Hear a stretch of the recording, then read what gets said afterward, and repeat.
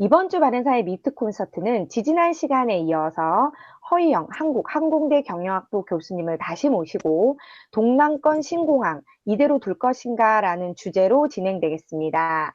20년째 표류하고 있는 동남권 신공항 문제는 국내뿐 아니라 외국 기관의 컨설팅을 통해서 그동안 김해 신공항으로 가닥이 잡히는 듯 했지만 내년에 있을 부산시장 보궐선거를 앞두고 가덕도 신공항이 더 적합하다는 주장이 다시 대두되면서 동남권 신공항이 다시 표류할 상황에 놓였습니다. 얼마 전 더불어민주당은 예비 타당성 조사 면제를 포함한 가덕도 신공항 특별법을 추진하는 등 대규모 국책 사업이 전문가의 조사와 평가가 아닌 정치 논리에 휘둘리고 있다는 우려가 생기고 있습니다. 이에 바른사회 시민회의에서는 허희영 한국항공대 교수님을 모시고 현재 논란이 되고 있는 김해 신공항과 가덕도 신공항에 대해서 보다 정확하게 알아보고 무엇이 문제인지 구체적으로 들여다보고자 합니다. 한국항공대의 허희영 교수님을 모시겠습니다. 교수님. 네, 반갑습니다. 네, 이런 기회를 주셔서 고맙습니다. 오늘은 제가 20분이 넘지 않도록 좀 짧게 하고 토론 여러분 고견을 듣는 시간으로 이렇게 했으면 합니다. 그동안 그 동남권 신공항에 대해서 많은 그 언론의 지적과 많은 그 문제점이 많이 노출됐는데 마침내 지지난주에 이어서 야당, 여당이 그냥 앞다투어서 소위 가덕도 신공항 건설 촉진 특별법, 이 공식 명칭입니다. 이렇게 해서 여당은 138명, 야당은 15명의 그 의원 발의를 해놨고요. 이제 속전속결로 해칠 모양입니다. 다행히 대한교통학회가 오늘 3시에 TV 방송을 해서 그동안에 수행했던 전문가 설문조사 결과를 내놨고요. 오늘 오후에 일간지에서도 일부 보도가 됐습니다. 저는 오늘 그동안 많이 나왔던 얘기 빼고 제가 이렇게 기회를 주셔서 우리 그 바른사회 방송에 우리 많은 그 여러분들과 같이 좀 무슨 말씀을 드릴까 하다가 지금 그 특별법, 소위 그 가덕도 특별법의 그 전문을 좀 까봤습니다. 그래서 제안 이유와 핵심 내용을 좀 가지고 오늘 먼저 발표를 드리고 그리고 토론을 이어갔으면 합니다. 자료 준비해 올리겠습니다. 네, 지금 올라왔습니다. 네. 제목이 아직 안 나와서, 예. 제가 오늘 드릴 것은 우선 그 세계 공항업계의 조류를 조금 공부할 필요가 있습니다. 그리고 공항의 쟁점별, 법안의 문제점 이렇게 보겠습니다. 우선 그 공항을 지을 때, 먼저 수익 모델을 봐야 되는데요. 아무리 SOC라고 해도, 죄송합니다. 세금이 들어가는 문제니까 공항의 수익 모델은 어떤가 크게 보면요. 항공 수입과 비항공 수입으로 나눠집니다. 항공 수입이라고 하면 그 공항, 그러니까 이착륙, 시설 이용료라고 하는데 그것으로 한 절반, 나머지는 이제 시설 임대료, 면세점 등등 해서 업무시설, 상업시설로 해서 한 절반. 근데 보통 이제 공항마다 이 트렌드가 인천공항 같은 경우는 비항공 부문이 한 65, 항공 부문이 35. 이거 잘 모르는 그 국회의원들이 지적을 합니다. 왜 비항공 수입이 많은가? 그러나 트렌드는 지금 에어시티로 갑니다. 그래서 그 본업, 비행기가 이착륙에 드는 비용을 받는 것도 좋지만 거기에 많은 부대 시설과 하나의 그 복합단지로 구성을 해서 최근에 그 창의공항 같은 경우가 이제 에어시티로 소위 그 듀얼 창이라고 해서 작년에 그 그림에 보시면은 이렇게 이제 무슨 주차장이 보이거나 하지 않습니다. 이 속에 들어가면 쇼핑도 하고 모든 레저가 다 여기 모아지게 됩니다. 그리고 이 공항은 지금 세계적으로 민영화라고 하는 거대한 조류가 이제 형성이 돼 있는데요. 그 공항업계에는 나름대로 인천공항은 2001년에 개항을 하면서 굉장히 서비스로 각광을 받고 있지만 표를 보시는 것처럼 표에서 보시면은 지금 표가 보이고 계신가요? 예, 표에서 보시면은 공항 운영은요 크게 세 가지로 됩니다. 정부가 직접 운영하는 경우, 민간에다가 넘겨놓는 경우, 완전히 민간이 다 맡아서 하는 경우. 거기 그 표에서 보시면은 이제 그 보면은 세 가지 유형으로 나눠지고 있고요. 우리한테 익숙한 거는 이제 직접 운영하는 형태인데 오른쪽에 보면은 히드로나 시드니나 아테네나 이런 공항들은 민간업자가 들어와서 하게 됩니다. 그래서 이 민간업자들이 어떤 그룹들이 있냐면 글로벌 항공그룹인데요. 우리한테 매우 생소합니다. 이걸 에어포트 그룹이라고 합니다. AG라고 이렇게 약해서 부르는데 세계적으로 메이저 항공그룹들은요. 그 스페인의 그 아에나, 프랑스의 ADP 우리 많이 들었을 겁니다. ADP I는 그 가운데 이제 엔지니어링 회사고 프라포트 이게 프랑크푸르트 에어포트 그룹입니다. 그리고 프랑스의 방시그룹. 이 방시그룹은 이제 그 일본의 간사이 공항의 운영권을 맡으면서 우리한테도 익숙해졌고요. 이거 외에도 기타 그룹들이 제법 있습니다. 그래서 이런 업자들이, 소위 말해서 업자들이 공항의 운영을 이제 다 민영화해서 맡아서 하게 되고 건설도 하고 그렇습니다. 그 두 번째는 그동안의 그 김해 신공항에 대한 쟁점들을 좀 정리해 봤는데요. 이게 부울경에서 보면 2016년에 그 이제 결정이 나고 나서 2017년에 오거돈 시장이 그 공약을 걸고서 취임을 했거든요. 그리고 2018년에 그러니까 2018년에 공약을 걸고 취임을 했고 2017년에 대선이 있었고 그랬습니다. 그러면서 이제 의혹을 무섭게 제기하기 시작했습니다. 지역에서. 이 부울경에서 우선은 안전성을 제기했습니다. 안전성. 그러니까 이 공항의 김해 신공항은 안전하지 않다. 자연장애물이 있고 집안이 불안하다. 뭐 각종 그 안전성에 대한 의혹이 제기됐고요. 소음을 또 제기를 했습니다. 소음 피해가 늘어난다. 활주로 길이 3,200m는 짧다. 여객 수요는 지금 왜 이렇게 줄여놨냐? 3,800명 정도 되는데 왜 2,925만 명으로 줄였느냐? 그래서 국토교통부 오른쪽은 국토교통부가 만들어놨던 것이고요. 저는 사실 이걸 왜 이렇게 잘하냐면은 작년 초까지 제가 한 4개월 가까이 그 갈등위원회로 활동을 했습니다. 그래서 지역에 가서 토론도 해보고 이제 하느라고 이걸 내가 가지고 있던 거를 이번에 좀 이 데이터를 끄집어냈습니다. 부울경의 빨간 글씨로 이 제기했던 것을 가지고 마침내 총리실에서 국토부 걸 가져갔죠. 너네 이제 하지 말아라. 뭐 우리가 한번 그 검증위원회를 가지고 해볼게 해서 이번에 21분이 해서 내놨는데 그 검증 보고서가 380쪽이나 되는데 요약본만 30페이지고요. 저도 다 못 읽어보겠더라고요. 그런데 대략 보니까 밝혀낸 게 없습니다. 왜냐하면 ADPI라고 하는 데는 세계적인 데였고 그래서 사실은 이번에 그 380쪽에 대한 보고서의 내용을 보면 의혹을 전체 의혹이 22개 중에 하나도 밝혀내지 못했습니다. 8개에 대해서는 보완이 필요하다는 정도로 이제 마무리를 지었고 결론 부분에는 짤막하게 뭐 해야 되는데 제가 그거를 지난번에 그 칼럼에다 썼는데 그래서 전면적인 재검토가 필요함 이렇게 해놨습니다. 그러니까 저 제대로 보고서는 썼다 하더라도 뒤에 결론을 다 뒤집어 놨습니다. 그거에 대해서 지금 뭐 위원장 하셨던 분이 하여간 뭐라고 하시는데 자기는 가덕도 얘기 꺼낸 적 없다. 그런데 이번에 특별법이 떡하니 이제 등장을 했습니다. 그래서 이 쟁점에 대해서 한번 좀 보겠습니다. 제가 그동안의 쟁점 이건 좀 그동안 많이 되긴 했지만 그래도 이게 24시간 운영이라고 하는 게 관문공항을 역할하려면 24시간 공항이 필요하다. 이건 뒤에 다시 보여드리겠습니다. 그리고 여기 지금 보시면 3.2km는 3,200m인데요. 지금 3,200m가 짧다는 겁니다. 근데 여기 보시는 것처럼 이게 세계적인 공항들입니다. 샤롯 더글라스, 보스턴, 맨체스터, 스탠드스테드, düsseldorf 이런 공항들은 3,200m가 안 되는데도 잘 뜨고 있거든요. 또 대부분의 대공항들은 대도시에 인접해 있기 때문에 야간에도 커피에 걸려 있습니다. 그리고 그 야간 운행을 제한하는 경우도요. 여기 지금 히드로부터 쭉 있고요. 그다음에 이제 이 예측을 왜 이렇게 줄였느냐? 3,800명이라고 했었는데 왜 이렇게 줄였냐? 의도적으로 줄인 거 아니냐? 그것은 지금 영남권의 원래 수혜측이라는 것은 사실 2056년입니다. 이 숫자라는 게 그렇게 나올 수가 없죠. 그래서 여러 가지 변수 때문에 그렇다. 그래서 지금 뭐 예측 모델에 대한 것 이런 것들에 대해서도 이번에 검증위원회가 딴 얘기를 못했습니다. 다 인정한다라고 결론을 냈습니다. 두 번째 쟁점입니다.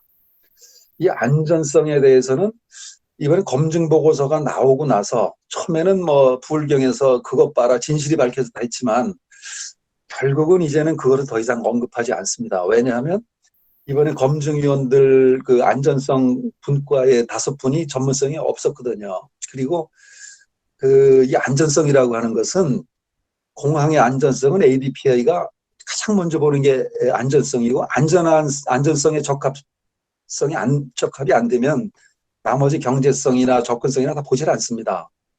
그래서 이거에 대해서는 이번에 검증으로 끝났다 이렇게 보고요. 그다음에 소음 피해 지역에 대한 오해가 많은데요. 이거는 여기 지금 이거 뭐 단위를 왜 웨크를 썼느냐, 새로운 뭐 DA, 그러니까 뭘 써야 되는데, 그런데 그거는 중요한 게 아니죠. 유니트를 바꾼다고 해서 뭐 소음이 줄거나 늘거나 하는 것이 아니고. 그래서 이것은 V자형 공항이기 때문에 지금에 있는 지역보다 V자형으로 변경이 되면 이착륙 소음이 줄어든다는 것을 국토부가 시뮬레이션을 다 했습니다.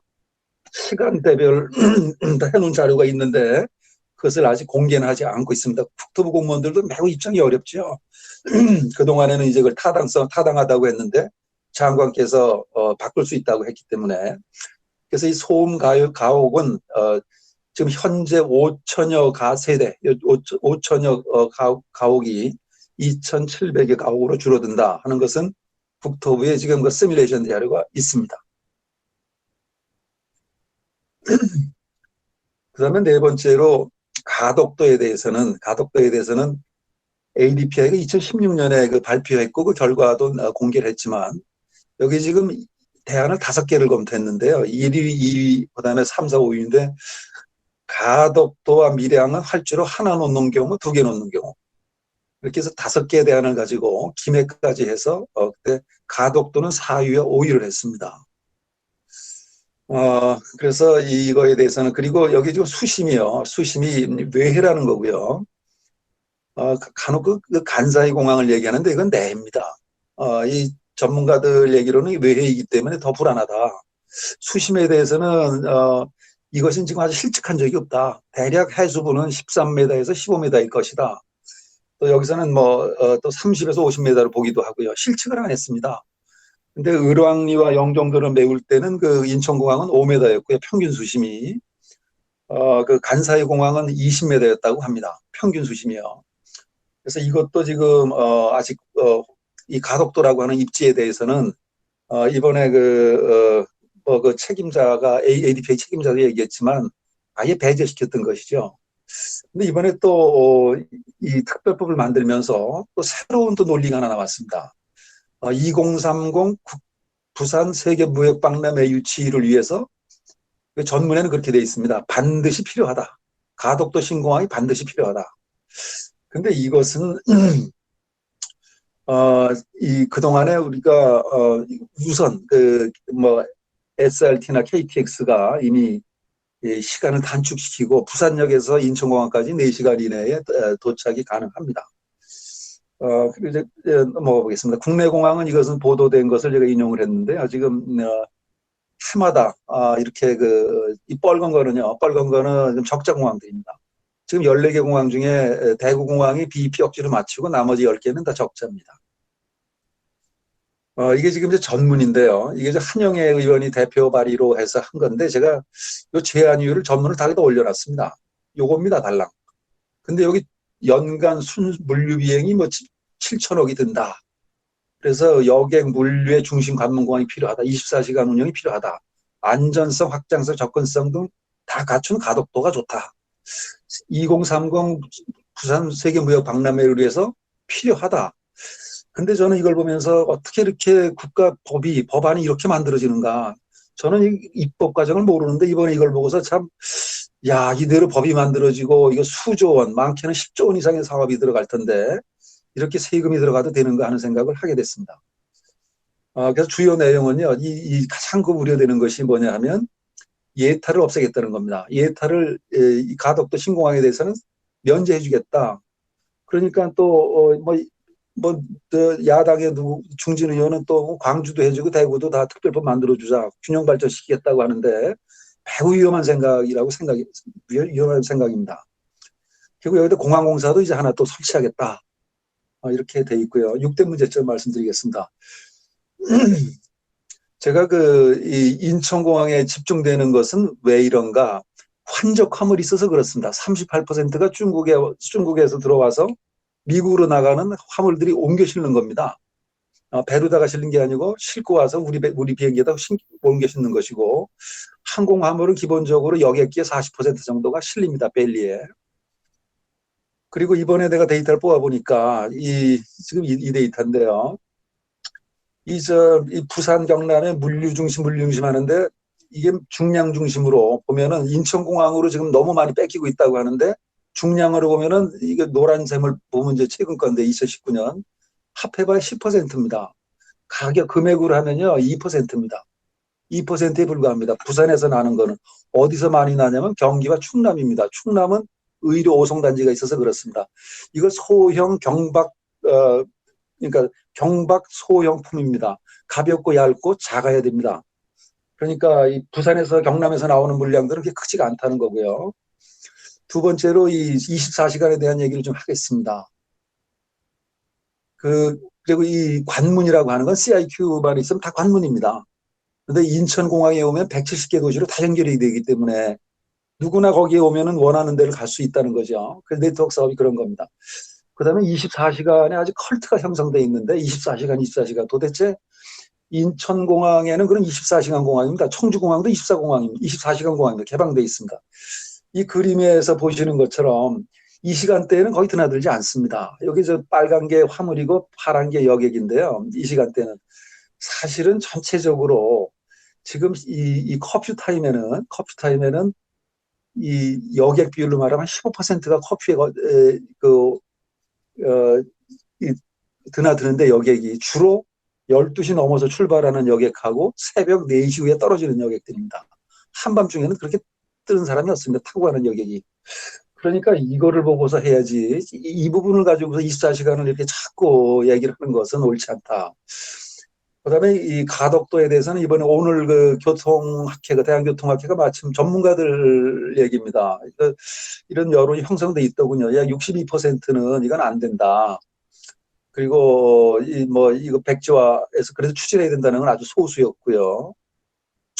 그다음에 이 검증위원회 보고서를 잠깐 말씀드렸는데, 이제 의혹사항을 해서 해보니까 22개 중에서 8개 항목에 대해서 뭐라고 얘기했냐면, 의혹이 있다라고 밝히는 게 하나도 없습니다. 보완해야 할 것임, 보완해야 할 것임. 이렇게 해서 결론을 냈던 거죠. 그래서 저는 그것을 거꾸로 검증위원회가 이번에 김해 신공항의 타당성을 입증해 준 것이다. 저는 이렇게 해석을 합니다. 그리고 이제 무엇보다도 예타를 생략하겠다는 것인데, 국민의 세금을 그냥 낭비하겠다는 것처럼 들립니다. 왜냐하면 이 예타 제도는 99년에 김대중 대통령 때 만들었고요. 그 무분별한 국가 예산 그것을 통제하기 위해서 만들었던 것이고, 순기능을 잘 발휘했죠. 그래서 이 국책 사업들 500억 이상, 국가 예산이 300억 이상만 들어가면 KDI 연구원들이 그 모델 뭘로 돌렸느냐, 로데이터 가져와라 그러면 갖다 줘야 돼요. 그 사람들이 또 돌립니다. 그래서 예타를 통과해야 사업이 진행이 됐던 건데, 이거는 무슨 수조 원이 들어가고 10조 이상 들어가는 사업을 이걸 안 하고 하겠다. 이제 그런 거 되는 겁니다. 그래서 국가 예산에 대한 통제 기능이 완전히 사라진다. 그다음에 이 가덕도 이제 갑자기 이번에 또 부산 세계박람회를 들고 나오는데, 이거에 보면은 지금 교통 수용역으로 제가 평창 동계올림픽 기간 동안에 이것을 좀 뽑아봤습니다.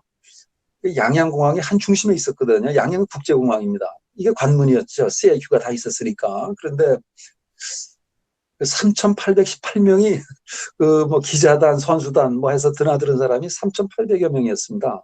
이게 비행기 몇 대 안 드나들었다는 얘기거든요. 무슨 얘기냐면 인천공항으로 들어왔던 거죠. 인천공항으로. 그러니까 이 부산 세계무역박람회를 한다 해도 지금 4시간이 채 안 걸리는 인천공항에서의 접근성, 그다음에 또 김해 신공항이 현재 있고요. 그래서 이것은 지금 굉장히 맞지가 않는 얘기다. 그런 결론을 냈습니다. 제가 좀 서둘러서 말씀을 드렸는데요. 일단은 우리 회원님들 여기까지만 좀 발표를 마치겠습니다. 네, 선생님 정말 감사드립니다. 시간도 이렇게 딱 맞춰서 맞춰주셨습니다. 정말 감사드리고요. 공항업계 조류를 소개해 주셨고, 가덕도 특별 법안 전문을 위주로, 김해 신공항 쟁점별 정리해 주셨고, 가덕도 신공항 예타 면제 등을 중심으로 해서 6가지 문제점, 네, 지적해 주셨습니다. 이제는 지정 토론으로 넘어가겠는데요. 오늘 지정 토론은, 경희대 사회학과 교수님인 황승영 교수님께서 해 주시겠습니다. 황승영 선생님, 네네, 안녕하세요. 네, 안녕하세요, 선생님. 어, 제가 이 발표하신 이 주제에 대해서 토론할 그런 지식이나 뭐 자격이 없을 것 같은데, 그냥 어쨌든 이런 바른사회, 미트, 세미나, 재미를 위해서 제가, 한 말씀, 드리는 게 조금 재미를 위해서 좀 도움이 될 수도 있겠다 싶어서 제가 한 말씀 드리겠습니다. 외람됩니다만은 제가 발표하는 것에 대해서 너무 이렇게 나무라지 말아 주시기 바랍니다. 제가 가덕도 공항에 대해서 이제 이 문제에 대해서 이제 말씀하신다고 하셔가지고 이제 이런 말씀하시겠구나. 그래서 제가 이제 가덕도에 대해서 많이 듣습니다. 제가 이제 고향이 부산이고 또 지금도 제가 경희대학교 교수로 있지만 부산에 늘 자주 왔다 갔다 하고 그다음에 이제 그러니까 뭐 가덕도에 친구도 살고 뭐 가덕도가 인구가 적은데 가덕도 사투리가 있을 정도로 그렇게 굉장히 오랜 역사를 가지고 있는 곳입니다. 옛날에 임진왜란 때 가덕도를 주변으로 해서 이제 왜군들하고 이제 전투도 있었고 뭐 그런 것들도 있습니다. 근데 이제 제가 왜 이게 이 주제에 대해서 나섰냐면 부산 정서라고 하는 게 있는데 부산 정서라고 하고 있는데 이제 그 부산 정서에 대해서 조금 말씀드리는 게 도움이 되지 않을까 하는 생각입니다. 이 부산 사람들 이런 생각하고 있습니다. 김해공항을 이전하자고 했던 것은 김해공항 주변이 주택으로 혹은 그러니까 이제 개발할 수 있는 땅으로 이렇게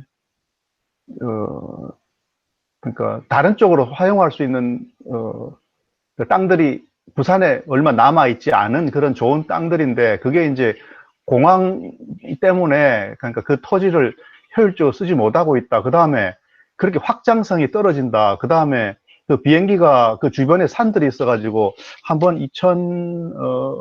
그러니까 한 2, 30년 전인데 그때 중국의 어떤 한 항공사가 거기에 추락을 해가지고 이제 100 몇십 명이 죽은 적이 있습니다. 그런 여러 가지 이유 때문에 이제 도저히 김해공항 안 되겠다, 다른 데로 이제 이전하자 이렇게 했는데 이명박 대통령 때 이제 부산 사람들이 이렇게 생각했습니다. 소위 말해서 이제 저는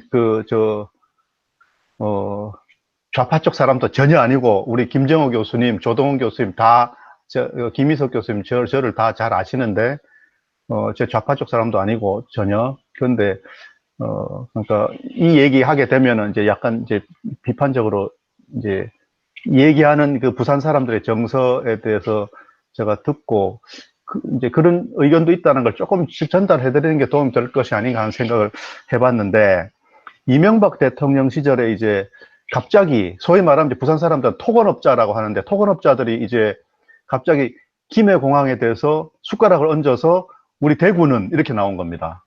그러니까 부산 사람들은 심정적으로 왜 그 공항, 부산의 김해공항 문제 때문에 김해공항을 어떻게 옮기지 어쩌지 하는데 왜 대구에서 갑자기 숟가락을 들고 이제 덤벼가지고 이것저것 다 깨지도록 그러니까 아무것도 못하게 이렇게 만들었다. 이런 정서들이 좀 있습니다.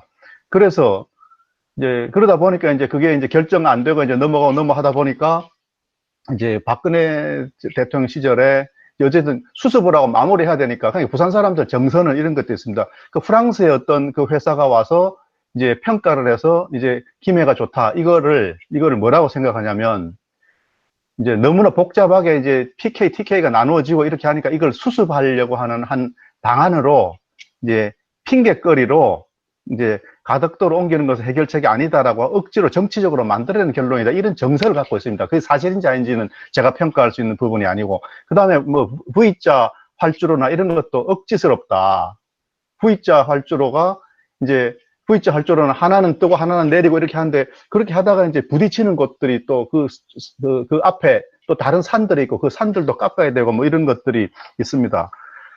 이제 그런 안전성의 문제, 그 다음에 이제 그 주변에 이제 확장을 하려면, 그러니까 확장을 한다 하더라도 그 주변에 아까 말씀하신 에어시티 같은 게 만들어지려면 훨씬 그 더 큰 부지가 만들어지고 더 확장이 점점 돼 가야 되는데 그런 공간이 없다 하는 그런 것도 있고요. 그래서 이제 비용 문제에 들어가서는 이제 부산에서 뭐 시장 나올 때는 예전에 지금 오거돈 시장뿐만 아니고 그 전에 허남식 시장이라든지 모든 시장들이 전부 다 이걸 걸고 나왔고, 그 다음에 부산에서는 여당 야당 가리지 않고 국회의원 하려면 다 이거 하겠다고 내놔야 되는 이런 정서적인 것들이 있습니다. 그러다 보니까 이제 어떤 얘기 있었냐면 국가에서 돈 안 줘도 된다. 우리가 자체적으로 알아서 하겠다. 김해공항을 팔아가지고 김해공항 일부, 거기는 군공항입니다. 군공항이라 군공항을 없앨 수 없다고 하더라고요. 그 지역을 놔두고 다른 지역, 지금 새롭게 개발하려는 그 주변의 땅을 다른 식으로 개발해가지고 그냥 부가가치가 높은 이런 것들이 들어가면 좋겠다. 그게 뭐냐면 예를 들면 이제 우리 그 허희영 교수님 잘 아시겠지만 MRO 사업이라는 게 있지 않습니까? 항공의 MRO, 그러니까 메인터넌스, 그 다음에 리페어, 그 다음에 오퍼레이션. 이 사업이 항공기 수리, 그 다음에 뭐 이게 보수, 그 다음에 이게 뭐 이게 시운전 이런 그 항공기 수리한 이 사업이 2025년 정도 되면은 그러니까 연간 매출이 5조 정도 될 거다. 이제 이런 공항으로 김해공항은 쓰고 거기는 비행기가 이제 자주 내렸다 떴다 하지 않으니까. 그러니까 이제 공항은 이제 가덕도로 옮겨면 좋겠다. 근데 이제 부산이 제가 뭐 하나를 보여드리겠습니다. 그러니까 부산항에 어제 오늘 했는데 이게 이제 사진이 하나 올라와 있는데 왼쪽이 1945년, 그 다음에 중간에 있는 게 51년, 그 다음에 지금 2020년이 이렇습니다. 그러니까 부산이 산하고 바다가 있습니다. 그러니까 지금 마우스도 보입니까? 네, 선생님. 하얗게 예. 보입니다, 선생님. 부산에서 이게 영도란 섬인데 부산에서 이렇게 오려면 이게 이제 부산항 대교인데 이렇게 와서 이렇게 건너와서 이렇게 가는데 여기 있는 것들은 전부 다 산복도로입니다. 그러니까 소위 말하는 산토리니 아시죠? 산토리니 사진 보셨죠? 언덕에 이렇게 계단처럼 되어 있는 전부 그런 집들입니다. 그래서 부산은 여기도 보시다시피 이렇게 넓었는데, 그러니까 예전에는 여기 전부 다 바다인데 여기 전부 다 매립한 겁니다, 여기가. 그러다 보니까 부산 지형이 대부분이 이렇게 생겼으니까 부산에 개발할 수 있는 땅 평지가 잘 없다. 그런데 이제 김해공항까지 그러다 보면 더더욱이 없다. 뭐 이런 이유 때문에 그 다음에 이제 땅이 넓은 곳이 뭐냐면 낙동강 서쪽이 이제 가덕도가 만나는 쪽인데 거기가 평지고 거기도 이미 매립을 많이 했는데 그 매립한 곳이 부산 신항이라고 하는 곳입니다. 그 매립할 때 그 부산 신항도 그 신항을 매립할 때 그 비용이 10조 정도 들고 그랬습니다. 근데 지금 이제 제2신항도 만든다라고 하고, 근데 제2신항 만드는 그거는 무슨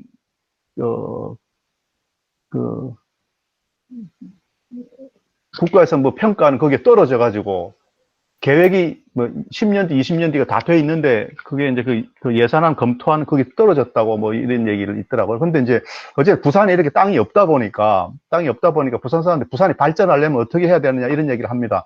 그래서 이제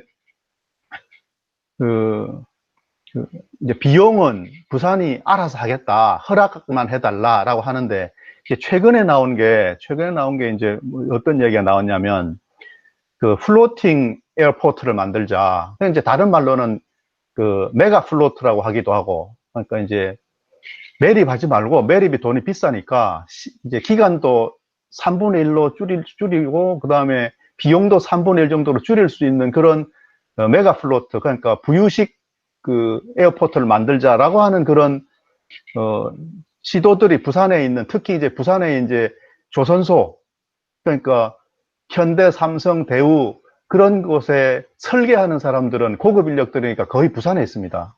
해운대, 센텀시티 뭐 이런 데 있습니다.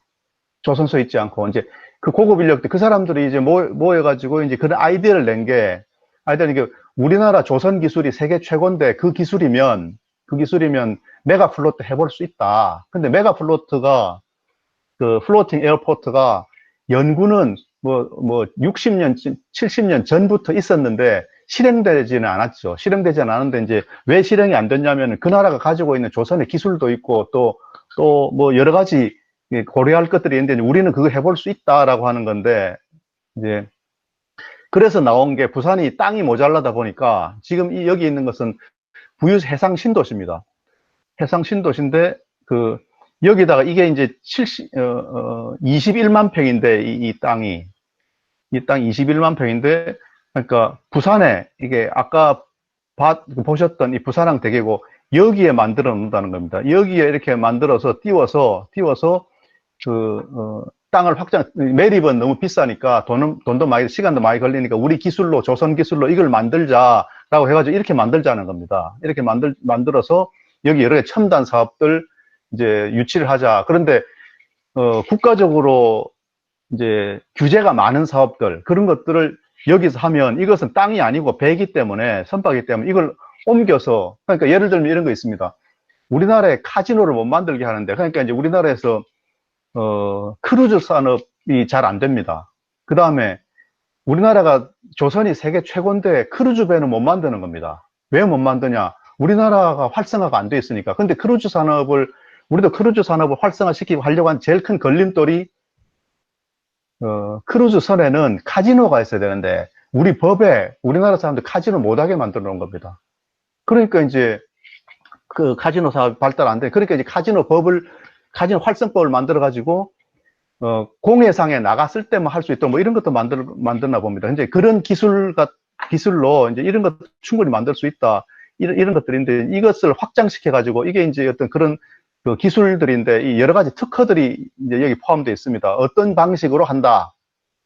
그리고 이제 그 플로팅 아일랜드가 가지고 있는 여러 가지 기술적인 결함들을 여기서 이런 방식으로 해가지고 이제 극복을 한다. 이런 것들 다 특허나 이런 것들을 통해서, 그 다음에 이제 아까 내항, 외항 하셨는데, 내항이라고 하는 건 방파제 안에 있는 거고, 외항이라는 건 방파제 밖에 있는 겁니다. 근데 방파제 쌓는데 돈이 뭐 수조 단위로 듭니다. 근데 여기는 이제 외항인데, 외항에 메가 플로트를 둬가지고 어떻게 공항으로 쓸 수 있을 것인가라고 하는 거. 그러니까 예를 들면 이런 겁니다. 항공모함에 전투기가 뭐 떴다 내렸다 하는데, 이 항공모함을 굉장히 크게 만들어 놓으면 여객기도 뜨고 내릴 수 있다라고 하는 게 이론적인 설명입니다. 그래서 해볼 수 있다. 기술적으로 충분히 가능하다. 예를 들면은 FPSO라고 하는 게 있습니다. 그러니까 심해에서 석유를 캐내가지고 그 석유로 그 원유를 거기서 정유해가지고 그러니까 유조선에다가 담아주는 그런 거죠. 원래는 그 원유를 가져와가지고 육상에서 이제 정유해서 다시 싣고 나가는데 그건 해상에서 원유를 캐가지고 정유까지 하는 그런 배를 FPSO라고 하는데 그런 배 한 척 만들 때 보통 2조 정도 합니다. 배 한 척이. 근데 그런 기술은 거기에 이제 정유 공장도 들어가고 뭐 하는데 그거보다는 이건 훨씬 쉽다라고 하는 겁니다. 네, 선생님, 저희 시간이 너무 촉박한 네네네. 관계로. 이거 하나만 더 말씀드릴게요. 이게 이제 이게 가덕도인데 지금 이렇게 만들자고 하는 겁니다. 이렇게. 그러니까 여기에 이런 식으로 만들면 그 비용이 너무 많이 든다니까 여기 땅을 깎아서 여기도 산봉우리입니다. 산봉우리 깎아서 이렇게 만들자고 하는데 이제 이렇게 되면 여기 이런 충돌 위험도 있다 뭐 이런 얘기입니다. 그래서 이제 여기 있는 게 이제 메가 플로트 이렇게 만들자라고 하는 것이고 그 다음에 이게 또 어떤 기술에 관련된 일들이고 거가대교가 이제 침매 터널 그러니까 이제 어떤 구조물을 바다에 깔아앉혀가지고 터널을 만든 겁니다. 땅을 파는 게 아니고 뭐 이런 것도 있다고 합니다. 그게 이제 수심 48m 밑에 있다고 하는데 이제 어쨌든 가덕도 이 옆에는 수심이 11에서 14m라고 하는데 여기 이렇게 두자라고 하는 겁니다. 그래서 플로팅을 띄우자. 근데 이제 이걸 뭐라고 하냐면 플로터블 레그드 플랫폼 그러니까 이 부유식 그 해상 아일랜드를 플로팅 아일랜드를 만들어 가지고 여기에 이제 이제 다리를 붙여가지고 이 다리를 뗐다 붙였다 할 수 있고 이게 떴다 이제 지면에 이제 부착됐다 떴다 할 수 있도록 이런 것들을 얘기해 놓은 겁니다. 그래서 이 밑에 이제 발라스트 탱크를 이제 두고 여기 물을 채워가지고 이걸 가라앉혀가지고 흔들리지 않도록 뭐 이렇게 한다는 겁니다. 이게 뭐 기술적인 관련된 것들입니다. 설치 공법 이 얘기들입니다. 재미로 하나만 더 말씀드리면 부산에 사직 야구장을 이전을 해야 되는데 오래됐다고 그걸 짓는데 뭐 수천억이 드나 봅니다. 그러지 말고 지름이 200m 정도, 200에서 240m 정도 되는 거 있으면 이렇게 조그맣게 만들어가지고 바다에 띄우자는 겁니다. 그래서 이제 야구장을 만들어 바다에 띄우면 예를 들면 이제 여기 이제 광안대교구 부산에 가보셨는지 광안대교구 여기 광안리에 그 백사장인데 여기에 요만큼 띄우면 된다. 그래서 여기 이제 오른쪽에 있는 게 샌프란시스코 오라클 파크라고 하는 야구장인데 여기서는 홈런을 치면 바다로 빠지니까 여기 보면은 야구가 있는 날은 보트들을 여기 대놓고 홈런 쳐서 떨어지는 이 공을 주우려고 여기 홈런 쳐서 바다에 떨어진 공 주면 경매 팔면 아주 비싸다고 합니다. 이제 이런 것들 작게는 이 야구장 그 중간 규모에는 아까 말씀드린 그런 그 플로팅 그 시티 또 더 나아가서는 플로팅 에어포트를 만들면 되지 않느냐 뭐 이런 계획들인데 이런 계획들을 하려고 하는 부산의 어떤 그런 열망 부산이 이렇게 땅도 좁고 개발할 것도 없고 그다음에 매립은 더 이상 못 하겠고 이제 이런 것들을 부산의 어떤 꿈 이런 것들을 현실화시킬 때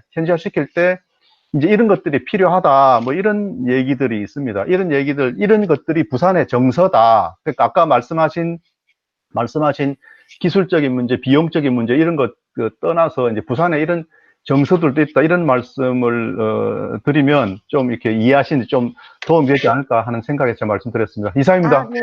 네, 선생님 정말 감사드립니다. 오늘 발제를 해주신 허유영 교수님과 조금 다른 의견이라 말씀하시는데 굉장히 조심스럽게 접근해 주셨는데요. 첨단 기술을 이용해서 부의식 공항을 만들 수 있다라는 여러 가지 모델들을 좀 제시해 주셔서 또 그리고 부산 정서에 대해서 좀 잘 알려주셔서 저희가 이해하는데 도움이 많이 됐습니다. 정말 감사드립니다. 지금 이제는 자유토론 시간으로 넘어가도록 하겠습니다. 그래서 다양하게 의견들을 나누실 수 있는데요. 우선 채팅창으로 신백훈 선생님께서 의견 하나 주셨습니다. 외국 대형 항공업체 한 10여 개 정도 업체를 선정해서 가덕도 공항을 이용하는 데 있어서의 의향, 여론을 조사해 보면 불안해서 안 하겠다라는 여론조사 결과가 나올 것으로 보이는데 이에 대한 교수님 의견은 어떠신지 이렇게 질문 남겨주셨습니다. 제가 이제 우리 그 두 분 얘기를 잘 들었어요. 근데 지금 이제 우리 국가 전체적으로 생각해 볼 때 중요한 게 이제 대구도 문제거든요. 대구 부산이 문제고 이거 사실은 여당의 영남을 부울경과 TK로 양분시키려고 하는 전략에 우리가 휘말리고 있단 말이에요. 좀 그게 좀 난리에 제가 부산을 며칠 전에 지지난주에 다녀왔는데 다른 일로 가서 한 30명 정도의 부산에 이제 그 인사들을 만나서 얘기를 나눠보니까 부산하고 대구하고 완전히 갈라져 있어요. 이러면 이제 대선에서 그냥 지는 거예요. 그래서 제 생각으로는 대구도 지금 이제 그 군인공항을 쓰고 있는데 그것도 문제고, 부산도 뭐 그런 문제, 지금 이 두 분이 얘기한 똑같은 문제가 있는데, 제가 부산의 지리를, 잘은 모르지만 잠깐 보니까, 김해도 아까 말씀하신 대로 부산 광역시, 부산시 이게 아니거든요. 그 다음에 가덕도도 아닌데, 제가 보기에는 그렇게 김해와 가덕도가 부산에서 도심으로 들어오는데 시간 차이가 별로 안 나는 것 같아요. 별로 안 납니다. 네, 그렇죠. 그러면은 제 생각으로 가덕도에 내려오고는 아예 대구는 못 쓰는 거고 김해에 있으면 대구도 쓸 수가 있으니까 오히려 부산 경제에 도움이 되지 않겠느냐, 김해가. 그런 생각을 했고, 왜냐면 이제 대구 사람까지 김해공항을 쓰게 되면 그 공항이 활성화되면서 오히려 부산 경제에 큰 도움이 되지 않겠냐. 그리고 이제 그 뒤에 이제 그와 더불어서 그 낙동강 벨트가 지금 거의 개발이 안 되고 있는데, 아까 얘기한 MRO라든지 최근에는 말이죠, 아마존 같은 거는 거의 공항 근처에 그 유통단지를 건설하고 있어요. 왜냐하면 바로 그냥 빅데이터로 분석해서 주문하면 당일 배송이거든요. 그래서 그런 기지로 활용하고 하려면은 가덕도보다는 김해를 쓰면서 대구도 포용하고 김해 주변에 있는 배후지를 앞으로 그런 것을 활용하는 게 좋지 않을까, 뭐 그런 생각을 해봤습니다. 감사합니다. 아, 네, 선생님 감사합니다. 좋은 의견 감사드리고요. 예, 최창규 선생님 말씀 주세요. 예, 두 분 마주 토론 또 재밌게 봤는데요. 제가 그 아이디어가 참 좋다 하는 생각은 들어요. 근데 지금 뭐 이탈리아가 이제 물속으로 자꾸 잠기고 있다. 수상 도시가 뭐 그대로 하면은 그냥 부유 도시로 만들어도 되겠다는 생각도 들 정도로. 그런데 이제 제가 또 궁금한 거는 전 세계에서 공항을 이렇게 플로팅해가 만든 사례가 있는지, 사례가 없다고 한다면 과연 우리나라가 뭐 기술은 좋지만 처음으로 전 세계에서 시도할 만큼 그렇게 완벽하게 할 수 있는 나라인가 하는 그런 생각이 좀 들었어요. 그래서 이제 그게 뭐 사실 그 바다에다가 공항을 만든다 그러면은 사실은 입지를 선정할 폭이 뭐 우리 사방이 다 바다니까 아무 데나 만들어도 정말 바다에는 온갖 것도 다 만들 수 있다는 생각이 드는데, 이제 그런 점에서 이제 그걸 좀 봐야 되지 않겠는가. 그 기술적으로 그게 어떻게 가능할지, 그 다음에 뭐 조금 전에 오정근 박사님 말씀하신 것도 또 일부 의미가 있는 것 같고 그렇습니다. 이상입니다. 예, 선생님 감사합니다. 그 답은 조금만 이따가 예, 말씀 주시고요. 일단 다음에 제가 하나만 빠뜨렸는데요. 하나만 네네. 빠뜨렸는데, 네네. 우리가 공직자들이 무슨 주장을 할 때 이해상충이 없어야 돼요. 근데 가만히 보면 어디로 옮기자 그랬는데 가만히 보면 땅 사놓은 사람들이 많고 그걸 주장하더라고. 아니 진짜 이거는 말이죠. 공직자가 뇌물 받는 거 이상으로 나쁜 거예요. 예를 들어서 내가 서울시장 되는데 우리 집 앞에 그냥 내가 되고 나서 우리 집 앞에 큰 한 뭐 몇천억을 들여갖고 엄청나게 막 좋게 만들면 그거는 뇌물보다 더 나쁜 거거든. 그래서 내가 이번에도 보니까 뭔가 공직자들 중에 가덕도에 땅 사놓고 벌써 이런 걸 주장하는 사람 있고, 또 세종시에 땅 사놓고 그 주장하는 사람, 그런 사람들은 정말로 공적인 발언을 하면 안 돼요. 난 그렇게 생각해. 이것도 마찬가지예요. 지금 혹시 가덕도에 땅 사는 사람들은 다 배제해야 돼요. 그 논리에서. 자기 이해와 직접 관계가 되는 거니까. 이상입니다. 네, 맞는 질문. 말씀이십니다. 네, 그다음에 김영철 선생님 먼저 예, 발언을 예. 요청하셨어요.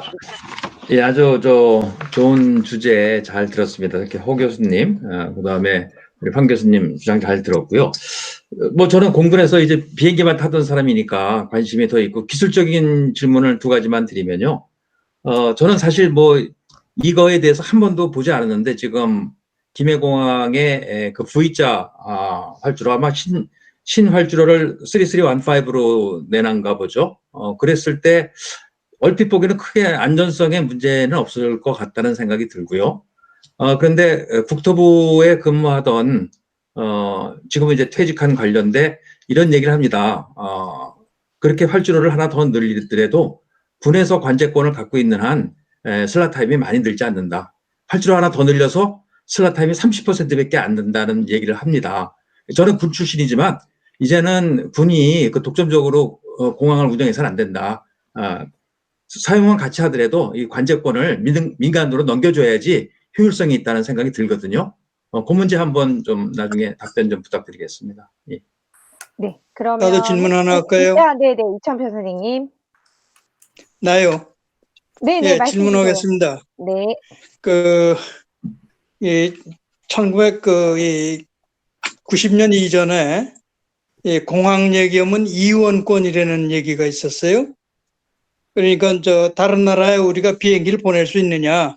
비행기를 보내려면 저쪽에서도 비행기가 오도록 이렇게 그거 해야 되는데, 우리나라는 다른 나라에 비해서 이제 그게 작단 말이에요. 그래서 그 비행 손님도 작은데, 이런 상황에서 이 인천공항이라는 세계적인 공항이 있는데, 그거에 더해가지고 우리나라의 다른 공항, 이걸 만드는 거가 의미가 뭐가 그렇게 대단한 거가 있느냐. 아까 말씀하시기를 이 인천공항을 빼놓고 모든 공항이 적자다 이랬는데, 이런 상황에서 예비 타당성 조사도 안 하고 이렇게 하는 것이 어떠한 이제 타당성을 가지느냐, 이런 것이 질문이고요. 그거 관련된 것이 이 물동량이 뭐 부산에 어떤 뭐 가덕동으로 하든지 김해로 하든지 해가지고 물동량이 정말 적자공항이 안 될 수 있을 만큼 그 물동량을 확보할 수가 있느냐, 이런 얘기고요. 왜 그 예비 타당성 조사, 그거를 그 구태여 면제하려고 했는지 그거에 대해서 혹시 아시면은 그것도 좀 말씀해 주십사 하는 이런 것이 질문입니다. 감사합니다. 네, 감사합니다. 선생님, 일단은 지금 신백훈 선생님, 그리고 김영철 선생님, 그리고 오종훈 선생님 의견 주셨었고요. 이천표 선생님의 질문에 대해서는 허희영 선생님께서 지금 메모를 하고 계시고 답을 해 주시면 될 것 같고요. 그 다음에 황승현 선생님은 최창규 선생님 질문, 이따가 답을 해 주시면 될 것 같습니다. 황영채 선생님 먼저, 말씀 주세요. 네, 죄송합니다. 네.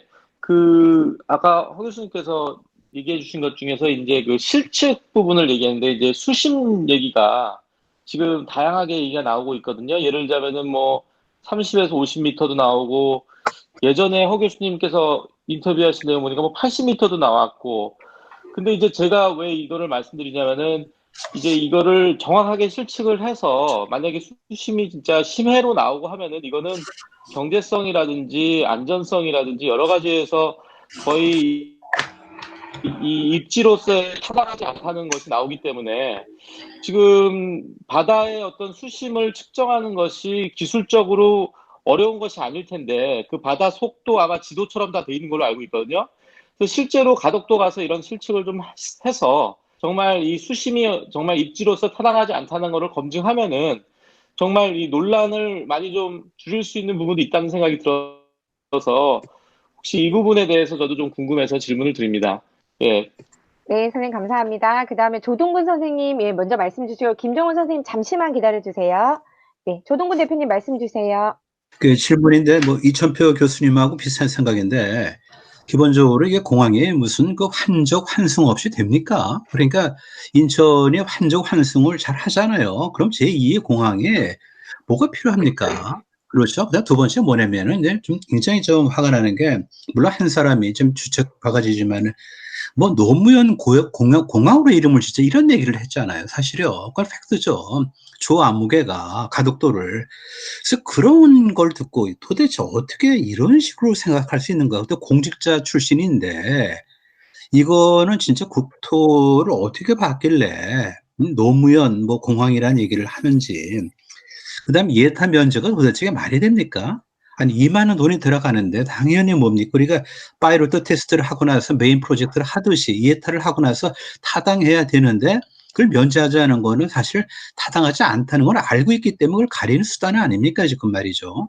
그래서 정치적으로 오염돼 있고 그다음에 사실은 환적 환승이 지금 안 되는 그런 지하철도 네트워크가 되니까 이용을 하잖아요. 1호선 아무것도 안 했는데 1, 2, 3, 4가 돌아가니까 서울 지하철이 돌아가듯이 인천공항이 환적 환승이 되는데 뭐가 더 필요합니까? 차라리 인천까지 가는 어떤 그 뭐 KTX보다 더 빠른 뭐 그런 걸 해서 하는 게 더 효율적이지. 그래서 예타를 면제도 안 되고 그다음에 노무현 공항이라는 얘기 나온 것 자체도 굉장히 하여튼 원죄를 진 거예요. 그렇게 정치적으로 해석하거나 하면 안 되는 거죠. 그리고 웬만하면 그냥 계속해서 해야지. 그걸 또 백지화하고 또 나오고 또 나오고. 그 정치적인 고려로 경제 변수가 다 밀려대는 거 아닙니까? 그래서 질문은 뭐냐면은 예비 타당성 이거를 면제하는 거는 이거는 어디서 나온 발상이고 그다음에 환적 환승이 안 되는데 어떻게 이렇게 밀어붙이려고 하는지 어떻게 생각하시는지 네 그겁니다. 네. 네, 감사합니다, 교수님. 이제 김정호 선생님 질문을 끝으로 두 분 선생님의 의견을 듣도록 하겠습니다. 네, 김정호 선생님 말씀 주세요. 네, 기회를 주셔서 감사합니다. 허 교수님 발표 잘 들었고요. 또 황승현 교수님 토론 네, 많이 배웠습니다. 그러니까 제가 깜짝 놀란 거는 부산 사람들이 자기 돈 내고도 그걸 할 수 있다라고 하는 그 말에 사실은 깜짝 놀랐거든요. 그런데 절대로 그럴 일은 없을 거다. 자기 돈 내고 하라 그럴 때 과연 그걸 저는 절대로 안 할 거라고 봐요. 10조를 들여서 부산 사람들이 자기 돈을 낸다. 지금까지 보면요. 무안공항, 또 양양공항, 또 앞으로 만들게 된 새만금공항, 이거 하는 이유는 자기 돈이 안 들기 때문에 하는 거예요. 만약에 지역 사람들이 자기 돈 내고 그걸 해야 된다면 절대로 안 할 거라고 봐요. 그러니까 자기 돈이 안 들기 때문에 원주공항, 예천공항, 무슨 온갖 공항들이 다 생기는 거 아니에요? 저는 부산도 사실은 마찬가지일 거라고 봐요. 정말 부산 사람들이 자기 돈을 낼 의향이 있다면 그걸 가지고 특별법을 만들어라. 그러니까 지역 주민들이 자기들이 돈을 부담한다면 국제공항도 지방의 재량권으로 만들 수 있다는 특별법을 만들어 달라고 저는 해야 될 것 같아요. 근데 그게 아닌 상황인데 저는 글쎄요. 전 그래서 이건 부산 이 가덕도 공항도 기본적으로는 자기 돈이 안 들기 때문에 부산 사람들이 이걸 원하는 거라고 보고요.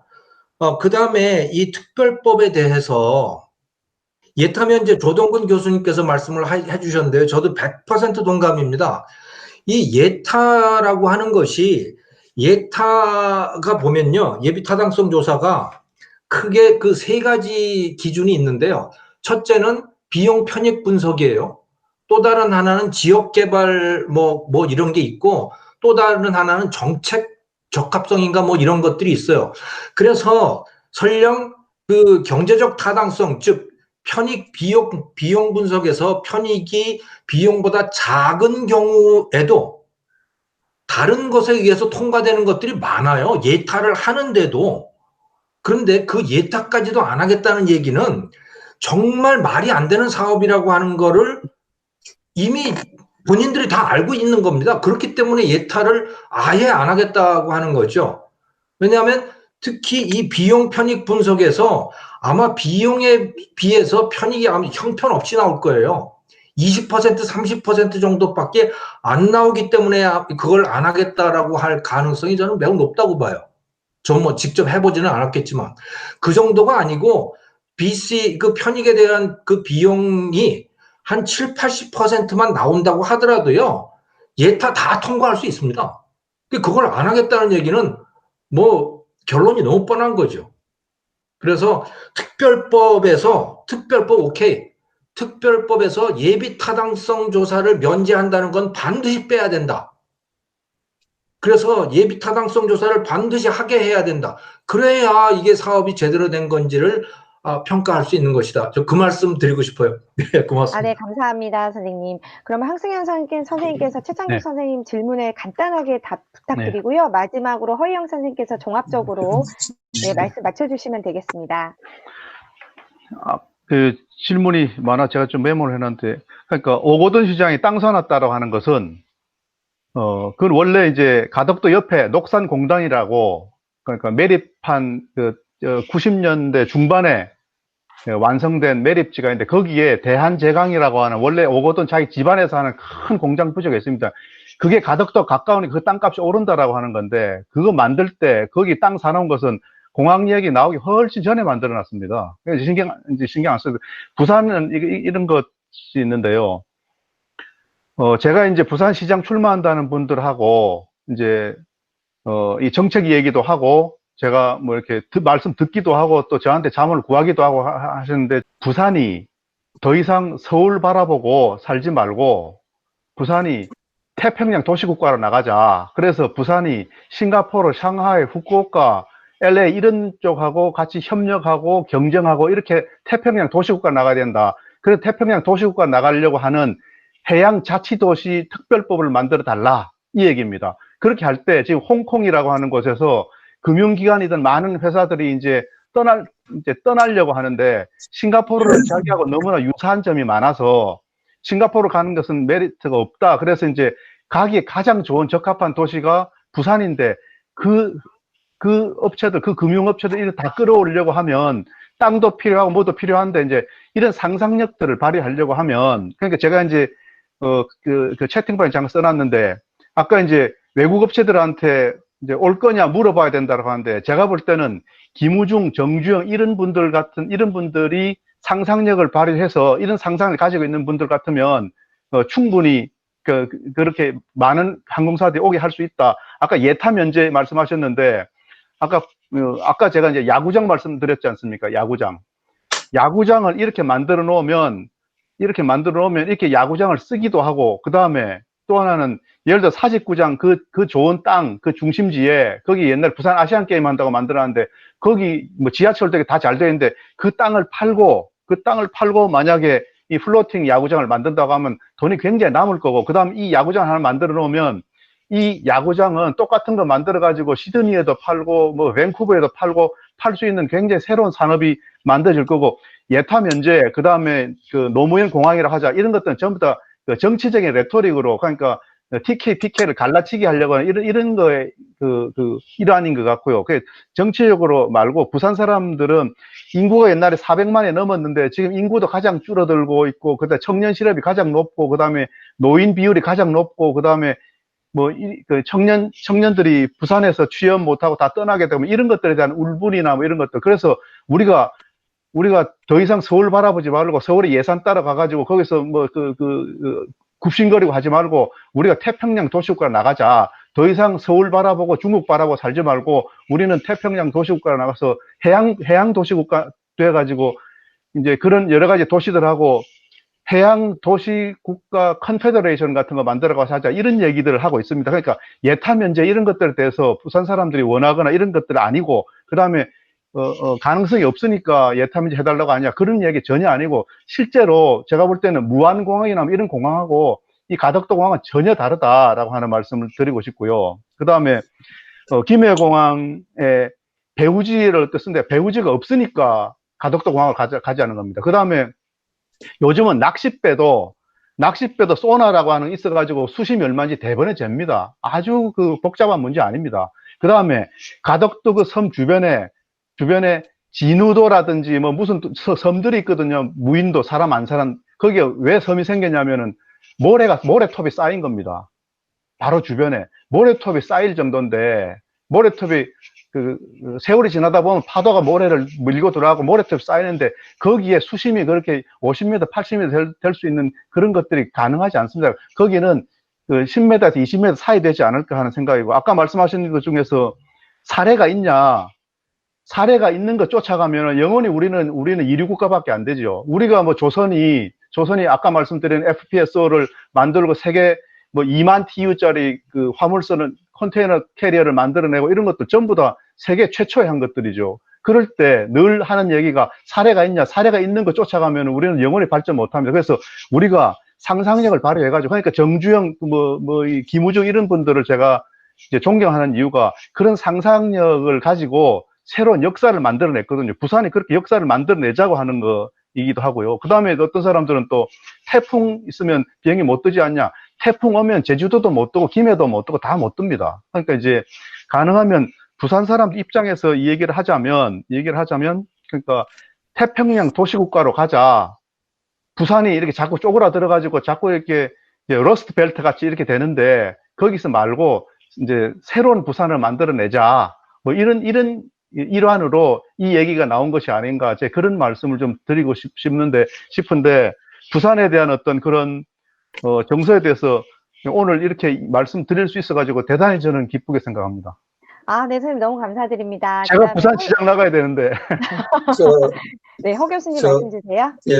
예. 뭐 말씀 잘 들었습니다. 제 시간이 워낙 그래서 제가 뭐 다 답변이 모르는 것도 있고요. 저는 근데 제가 보니까 동남권 신공을 가지고 똑같은 칼럼을 3번을 썼더군요. 2007년, 2011년, 16년 3번을 썼는데 지금 또 쓰고 있습니다.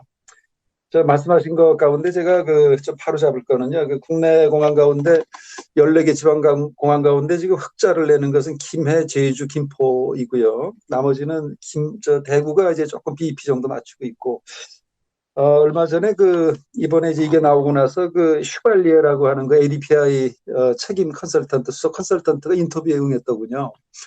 의혹의 제기가 발단이 됐던 게 그 당시에 2016년에 발표하면서 이거가 정치적으로 영향을 받은 폭풍이 있을 것이다라는 그런 얘기를 했다라고 지역 언론에서 이제 시작을 했죠, 의혹을. 그런데 그게 오역이었습니다. 분명히 오역이었고, 이번에 슈발리에가 확실하게 그걸 이제 입증을 해 주었는데, 그런 말 한마디가 자꾸 의혹을 제기했고요.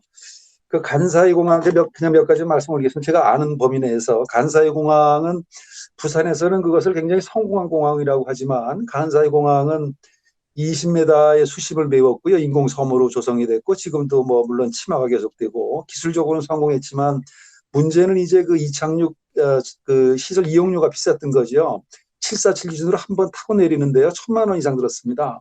그러니까 항공사들이 거기를 기피했던 것이고요. 지금은 이제 방시그룹이 이걸 떠맡아가지고 지금 이제 경영 회복에 나섰는데요. 그래서 이제 기술적인 문제로 가능하다 하더라도 공항 이용료가 올라가게 되는 그런 문제가 있고요. 그다음에 이제 지금 그 김해신공항에 대해서 김해신공항은 지금 안전성에 대해서는 그 V자형 활주로의 그 계기 접근 절차를 바꾸게 되면 그동안에 지역에서 제기했던 공항시설법 134조에 따라서 뭐 그게 과장됐던 것이고 이번에 그 검증 보고서에도 그걸 가지고 결론을 냈던 것은 아주 굉장히 잘못됐다. 그렇게 지자체하고 의논할 필요도 없었다. 산을 절개할 이유도 없었다는 게 이번에 확실히 그것은 입증이 됐던 것이고요. 그다음에 뭐 지역 언론 그런 거는 걱정이 됩니다. 이게 그리고 이 실측 얘기는 저도 이거를 그 조선일보 인터뷰하면서 많이 나올 경우엔 80m까지 나온다고 하더라. 이게 80m로 보도가 돼서 그렇긴 한데 지금 실측에 대해서는 지금 굉장히 문제가 있습니다. 거기가 지금 실측을 정확히 안 해봤고요. 그다음에 활주로를 하나 놓을 건지 둘 놓을 건지도 정해지지가 않았습니다. 왜냐하면 2개 놓게 되면 10조 2천억이 된다 그랬거든요. 그러니까 이제 부담스러우니까 그거를 뭐 하나만 놓겠다. 그럼 보조할 줄 없는 그 공항도 가능하긴 하겠죠. 그런데 또 하여간 뭐 그런 것들에 대해서 지금 예산이 2017년에는 그게 15조 원까지 나왔던 겁니다. 그런데 이제 부담스러우니까 밀양하고 경쟁하는 때 하면서 뭐 12조 뭐 점점 낮추기도 하고 그래서 이제 새만금 공사에 생각이 나는 거죠. 예산만 태워놓으면 그때부터는 더 이상 들어갈 것이다라는 우려가 들고요. 그다음에 아까 지역 이제 재원 조달 문제인데요. 저는 아까 김정호 교수님 말씀에 정말 늘 생각하고 있는 게 미국처럼 하자 그러면은 공항의 수혜자는 왜 지역 자산으로 끌어다만 놓고 짓는 거하고 적자 공항들 전부 중앙에서 세금으로 메워주냐. 그래서 지금 지역의 그 부산시장 전 시장님이 그랬습니다. 2016년에 그러면 우리가 안 되면 우리 돈으로 하겠다. 그 전에 시장님도 그랬습니다. 나는 그렇게 해야 된다고 생각합니다. 그리고 중앙정부가 지원을 해주는 방식이면 좋죠. 미국은 지금 그 터미널 같은 거 분양을 하거든요. 대한항공도 거기 분양을 해서 터미널을 쓰죠. 그래서 이것은 우리 특별법에 담아야 된다고 생각하고요. 오히려 이 예타를 없애는 그런 것은요. 이거 지금 예타 해보나 마나 이것은 한 0.1.0이 안 돼도 사회간접시설 SOC에 대해서는 그 어떻게 경제적으로 볼 수 없는 부분이 많기 때문에 사실 0.6, 0.7이라도 국제사업이 채택을 하죠. 그런데 이것은 지금 아마 가덕도는 훨씬 큰 미칠 것이고 아까 김정은 교수님 얘기들 이건 스스로 인정한 겁니다. 좀 그렇게 보고 있고요. 그래서 어떻게든 지금 막긴 막아야겠는데 지금 뭐 다행히 오늘 그 대한교통학회도 이제 그 의견을 냈고 근데 그래도 아마 밀어붙인다면은 이것은 좀 뭔가 뭐 또 다른 뭔가 좀 있어야 되지 않을까 하는 생각이 들고요. 물론 이 부산의 이 어떤 그 발전을 위해서 균형 발전을 위해서 그러면은 김해신공항은 안 된다는 얘기냐? 이 접근성에서 좋고요. 이 김해신공항은 그래서 이제 그 예를 하나 드는 것으로 마치겠습니다. 지금 양양국제공항이 생기기 전에는 강릉하고 속초에 데일리 6, 7편이 드나들었습니다. 대한항공 아시아나가. 그런데 그 분공항을 없애고 국제공항을 만든다고 하면서 조금씩 갈등이 생겼죠. 지역 간 갈등이. 그래서 그 중간 지점이 양양입니다. 그 손양면인데 거기다가 갖다 놓으니까 양양에서 3, 40분 거리, 속초에서 40, 강릉에서 한 50분 거리, 속초에서 한 3, 40분 거리에 있는 그 수혜자들이 사라지거든요. 육로로 다 이동해 버리는 거죠. 그래서 양양공항은 지금 그렇게 됐습니다. 그래서 가덕도라고 하는 것도 이 부산 시민들이 보실 때 부산의 어느 쪽에 사시느냐, 부울경에 사시는 울산이나 어디 계신 분들한테는 거기는 어떻게 존치할 거냐, 그 공항들은. 그리고 아까 말씀하신 대로 이 수요가 모아지는 것은 결국은 허브의 문제인데 환적이 돼야 하는데 지금 김해신곡 부산 지역은 이미 지금 장거리 국제 노선이 그렇게 모이지가 않습니다. 국가적으로 허브에 다 모이게 돼 있고 그래서 허브라는 거는 자전거 바퀴살인데 그래서 인천에 허브를 하는 것 그런데 지금 거기다가 또 하나의 허브를 놓는다는 게 과연 가능하겠는가 그런 생각을 합니다. 제가 뭐 좀 의견은 좀 다를 수는 있지만 지금 제가 그냥 그동안에 이거를 쭉 보면서 오늘 좀 준비한 것만 가지고 짧게 대답 올렸습니다. 네, 선생님 너무 감사드립니다. 오늘은 특히 김해 신공항하고 가덕도 신공항에 대한 서로 의견이 다른 부분들에 있어서 열띤 토론이 있어서 더욱더 왕성한 시간이었던 것 같습니다. 너무 감사드립니다. 이미 시간이 많이 지난 관계로 바로 다음 주 강연 소개해드리고 마치도록 하겠습니다. 다음 주 강연은 12월 16일 수요일입니다. 9시 30분 오늘과 같은 시간이고요. 김상철 한세대 사회복지학과 교수님을 모시고 경제민주화 개념의 올바른 이해와 해외 사례를 주제로 진행되겠습니다. 경제민주화는 오늘 이렇게 참여하고 계시는 조동근 선생님께서 미트 콘서트에서 한번 다뤄주셨는데요. 다음 주 강연에서는 어떤 개념으로 접근할지 많은 관심과 참여를 부탁드리겠습니다.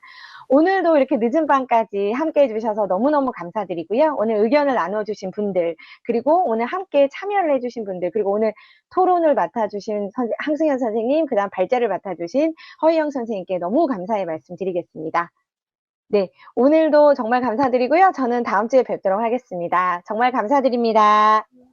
네, 수고했습니다. 감사합니다. 아이고, 말씀 잘 들었습니다. 고생하셨습니다. 고맙습니다. 네.